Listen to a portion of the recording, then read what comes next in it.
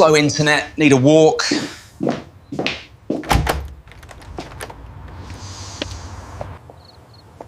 I think the service would improve if I walk there. In which country are internet providers promising speed internet service but not delivering it? Young phone zombie. I wonder the kind of future he will have.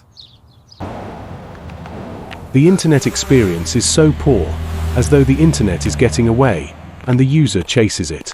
In search of fast internet, a young, careless male internet user walked out of his doorstep, thinking the service would improve.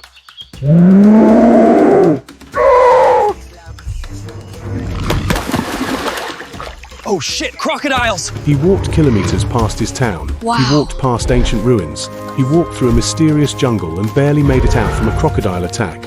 And he walked carelessly past a billion-year-old dinosaur to the hill. Look, this teenager's crazy. He walked this walk every day. Yeah. He once told me he's searching for some shitty internet service. And then it finally happened. Aha! Finally, internet speed improved.